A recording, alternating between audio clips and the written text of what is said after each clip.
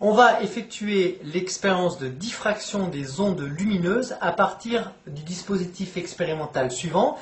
Eh bien, nous disposons ici d'un laser qui envoie une radiation monochromatique de longueur d'onde lambda égale 640 nanomètres en direction d'un écran ici. Et nous voyons dans un premier temps que la radiation est unidirectionnelle, le rayon lumineux n'est pas dévié. Qu'est-ce qu'on va interposer entre ce rayon lumineux et l'écran? Eh bien, on va interposer ici un fil de diamètre 100 micromètres et nous allons observer ici sur l'écran quelque chose d'assez fabuleux. On aperçoit la figure de diffraction qui est composée d'une tache centrale très lumineuse et de taches latérales qui font à peu près la moitié de la tache centrale. Entre la tache centrale et les taches latérales, il y a des zones d'ombre. Qu'est-ce qu'on peut remarquer également? C'est que la lumière qui se propageait de façon rectiligne précédemment, maintenant qu'on a mis un obstacle de diamètre environ 100 micromètres, eh bien, cette lumière se propage maintenant suivant un angle assez important. Ce phénomène est appelé la diffraction des ondes lumineuses. On remplace maintenant le fil de diamètre 100 micromètres par un fil de 80 micromètres, de diamètre 80 micromètres. On voit tout de suite que la tache centrale est beaucoup plus grande. Alors ce qu'on va faire, c'est qu'on va mesurer la distance entre le centre de la tache centrale et le centre de la première extinction qui nous fait 3,5 cm. J'ai représenté sur ce tableau le schéma d'étude expérimentale.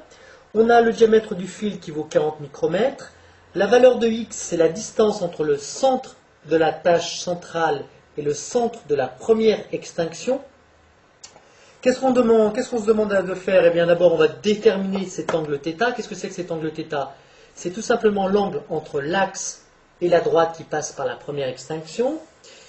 Tangente θ est peu différent de θ parce que cet angle θ est très faible. En effet, l'angle θ vaut x sur d, d étant la distance, c'est-à-dire côté opposé sur côté adjacent, d étant la distance entre le fil et l'écran, et cette valeur de d, c'est environ 2 mètres.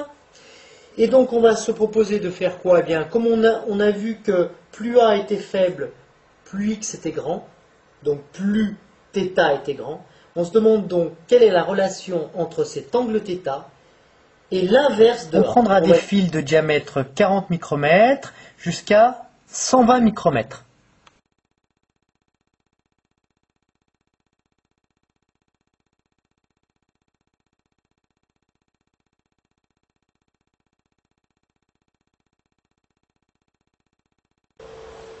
Bien, comme on est des petits gars modernes, on a tracé avec Excel la courbe représentant θ ici en fonction de 1 sur A.